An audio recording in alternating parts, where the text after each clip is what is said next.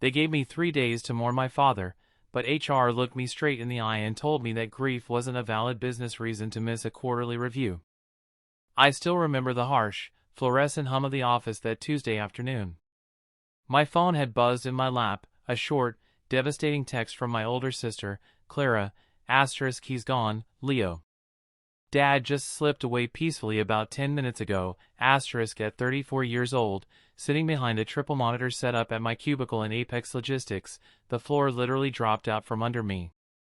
My chest tightened so hard I couldn't draw breath, and the sterile smell of office carpet and stale coffee suddenly made me feel sick to my stomach. I stood up too fast, knocking my ceramic mug against the edge of the desk. It didn't shatter, just tipped over, a dark puddle of cold black coffee soaking slowly into a stack of quarterly reports. I didn't care. I grabbed my car keys, my hands shaking so violently I dropped them twice on the linoleum floor, and walked straight down the glass-walled corridor toward Marcus Vance's office. Marcus was our regional operations director, a man who wore expensive suits, smelled faintly of cedarwood and expensive cologne, and wore a permanent expression of mild inconvenience whenever an employee needed human empathy. Marcus, I had said, my voice cracking, a strange, hollow echo in my own ears. My dad just passed away. I need to catch a flight home tonight. I need bereavement leave. 3 days to help my sister arrange the funeral. Marcus didn't look up from his tablet for a long, agonizing moment. When he finally did, his eyes were flat, calculating, completely devoid of warmth. He leaned back in his leather chair, tapping a polished pen against his desk. I'm sorry for your loss, Leo, truly I am, Marcus said, his tone entirely practiced, like a recording he'd played 100 times before. But let's look at the calendar. We are 48 hours out from the regional logistics audit. If you walk out of those doors right now, the entire Midwest inventory reconciliation stalls. We can't afford a bottleneck. My father is dead, Marcus, I whispered, the words tasting like ash in my mouth. I'm his only son. I have to bury him. And the company has to survive, Marcus replied smoothly, standing up and buttoning his jacket. Look, HR policy allows for standard company bereavement if it fits our operational flow, but this timing is catastrophic. You have 3 choices, Leo. You can finish this audit week, take your standard weekend, and handle whatever memorial stuff after hours. You can take your 3 days now, but consider it an unapproved abandonment of your post, which will trigger an immediate termination hearing, or you can sit down right now, look at the big picture, and choose between your career here at Apex and a family obligation that isn't going anywhere for another 48 hours. You'll need to choose between work and family, Leo. HR's rule, not mine. I stared at him. The ticking of the wall clock outside his office felt deafening. 34 years of life, 10 years of loyalty to this company, countless late nights fixing their broken supply chain databases, and in the end, my father's body was lying cold on a hospital bed, while a man who didn't even know my dad's first name gave me an ultimatum over a spreadsheet. My name is Leo. I am 34 years old, and that afternoon, sitting in Marcus's office, I made a choice. But it wasn't the choice Marcus wanted me to make. I didn't yell at Marcus. I didn't slam his office door, and I didn't throw punches, though every muscle in my body was screaming to do just that. Instead, something inside me went eerily calm, a cold, sharp focus that happens when a person realizes there is nothing left to lose. I looked Marcus dead in the eye, picked up my fallen coffee mug from the floor, and set it back on my desk without a word. I walked back to my cubicle, packed my personal belongings into a cardboard box, my framed photograph of my dad teaching me how to solder copper pipes when I was 12, a ceramic coaster my sister made me, and a small stack of reference books. When I reached the exit turnstiles, security stopped me, asking why I was leaving mid-shift without an electronic clearance slip from management. I bypassed them, slid my employee badge out of its lanyard, dropped it neatly on the security guard's desk, and walked out into the sharp, late afternoon sunlight. The drive home felt surreal. The radio played low, murmurous background noise while the highway stretched out before me like a gray ribbon. My mind kept flashing back to the last time I spoke to my dad, just 3 days ago. His voice had been frail, raspy from the oxygen tubes, but he had laughed softly when I told him about the promotion I was up for at Apex. "Make sure you don't let them grind you down to dust, son," he had rasped, coughing gently. "A job is just paper. Family is the only thing that stays when the lights go out." I packed a single duffel bag, threw in a black suit I hadn't worn since my uncle's funeral, and drove straight through the night to reach my hometown 3 states away. Clara was waiting on the front porch of our childhood home when my headlights swept across the gravel driveway. The house smelled faintly of old pine wood, baking soda, and the peppermint tea our mother used to make. As soon as I stepped out of the car, Clara didn't ask about traffic or work. She just walked down the 2 wooden steps, wrapped her arms tightly around my neck, and we stood there in the quiet dark of the driveway, crying silently into each other's shoulders. For the next 3 days, the corporate world ceased to exist. We sat in the cramped, cluttered living room surrounded by relatives who brought casseroles and disposable aluminum pans. We went through old photo albums, laughed through tears at embarrassing pictures of me wearing ridiculous bowl haircuts as a kid, and argued gently over which hymn to play at the service. On the morning of the funeral, the skies were heavy and gray, a steady, misting rain falling over the small hillside cemetery. As I lowered my father's casket into the damp earth alongside our relatives, my phone buzzed repeatedly in my pocket. I pulled it out just once during a quiet moment. It was a flood of notifications, emails from Marcus, missed calls from HR compliance, and a final, sharp warning text from corporate, failure to report to your desk by 8 a.m. tomorrow will be classified as job abandonment with forfeiture of all accumulated benefits and final paycheck review. I stared at the screen, watched a raindrop smudge the digital glass, and then powered the phone completely off. I slid it back into my coat pocket, stepped up to the edge of the open grave, and tossed a single white rose onto polished mahogany. I thought I was just walking away from a toxic job. I had no idea that walking away was actually the trigger for something much larger, something that would bring Apex Logistics to its knees, and put Marcus Vance right where he belonged. By the time I returned home after the funeral, my apartment felt entirely different. The quiet wasn't comforting anymore.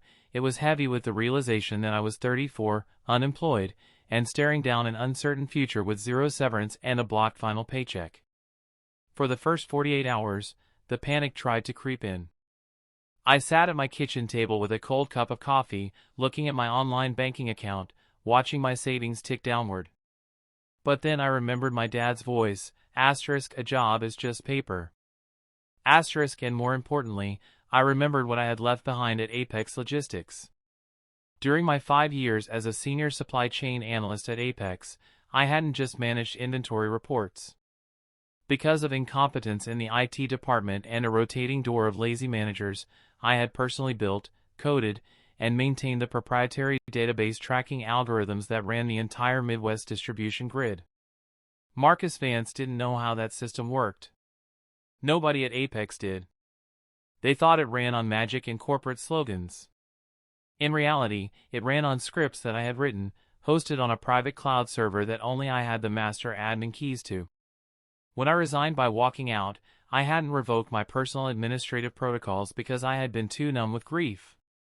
But now, sitting at my kitchen table with my laptop open, I logged into the backup architecture out of pure curiosity. What I saw on the screen made my jaw drop.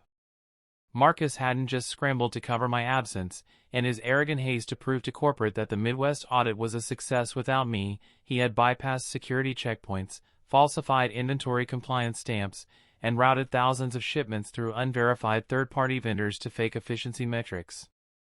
Worse, he had assigned an unqualified junior staff member to override automated safety flags on hazardous material transport.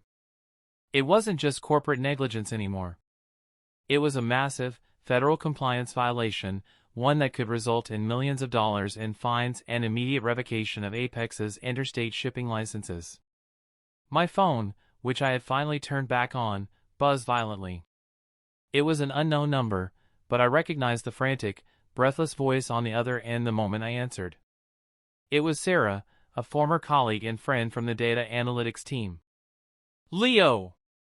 Thank God you're picking up," she whispered urgently, her voice trembling. Apex is in absolute chaos. The federal logistics audit hit this morning unannounced. Marcus tried to present your automated reports as his own work, but the auditors pulled the metadata. They found massive discrepancies, forged compliance seals, and unauthorized third-party routing. Marcus is trying to pin the entire data manipulation scheme on you, claiming you sabotaged the system remotely out of spite before you walked out. A cold anger washed over me, replacing any lingering doubt. Marcus thought he could use me as a scapegoat to save his own expensive skin. He thought a grieving son was an easy target who wouldn't fight back. He didn't realize that I had saved every single email, every text message ultimatum, and every system log timestamp down to the exact second he told me to choose between my dying father and a quarterly spreadsheet. I didn't panic. I opened a new document, attached the unedited server access logs showing my exact logout time and Marcus's subsequent forced overrides, and prepared an official disclosure package. I wasn't just going to clear my name. I was going to hand the evidence directly to corporate compliance and federal investigators simultaneously. Marcus wanted to play hardball with my life and my family's honor. He was about to find out what happens when you corner the wrong person. 2 weeks after the funeral, the glass-walled offices of Apex Logistics looked very different. I sat in a sleek, minimalist conference room on the top floor, but this time, I wasn't sitting across a desk from Marcus as a subordinate begging for basic human decency. I sat across from the senior corporate vice president of internal affairs, accompanied by 2 federal compliance investigators and an independent labor attorney. Marcus was already inside the room when I walked in. His expensive cedarwood cologne still filled the air, but the confident smirk was entirely gone. His face was pale, his tie slightly crooked, and his hands trembled as he tried to shuffle a thick stack of printed defensive memos. The corporate VP didn't waste any time. She slid a heavy manila folder across the polished mahogany table directly in front of Marcus. Inside were the unedited server logs, the automated timestamp records, and, most damning of all, a screenshot of the text message transcript where Marcus explicitly forced me to choose between my father's funeral and a corporate spreadsheet, followed by his subsequent unauthorized data overrides.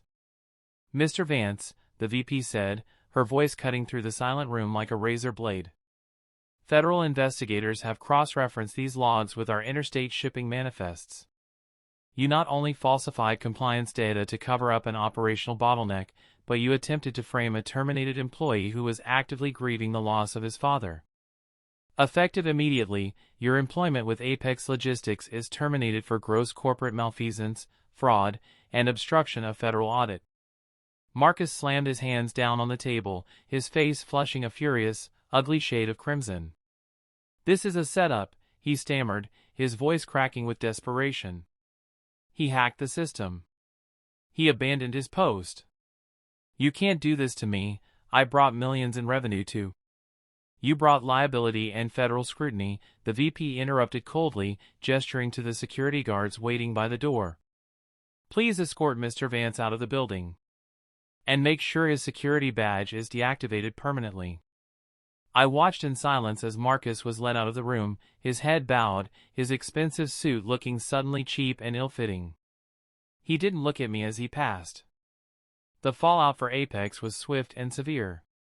The company faced massive fines, and in the restructuring that followed, upper management reached out to me with an offer to return as the head of infrastructure analytics, with a salary nearly double my previous pay and ironclad remote work protections written directly into the contract. I didn't take the job. Instead, I used the settlement from my wrongful termination and retaliation claim to launch my own independent logistics consulting firm, partnering with small businesses that actually value people over profit. I finally have the freedom to balance my work with what truly matters. Every time I look at the framed photograph of my dad on my new office wall, the one where he's holding a copper pipe and smiling proudly, I remember his exact words, "A job is just paper. Family is the only thing that stays when the lights go out." Marcus learned the hard way that corporate power is temporary, but integrity and family are the only things that endure.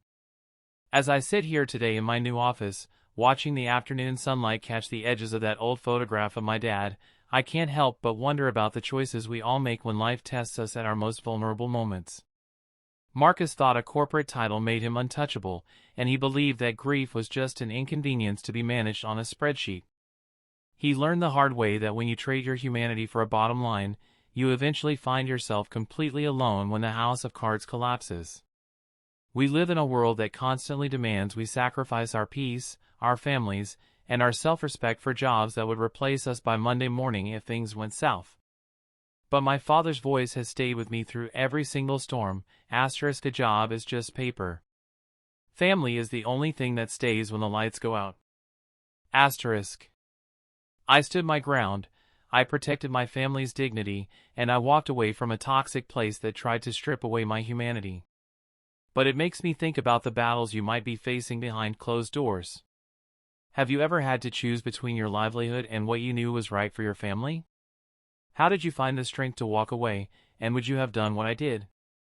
Tell me your story in the comments below.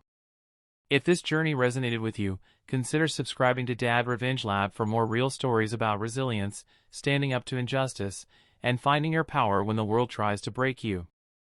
Until next time, take care of yourselves and the people you love.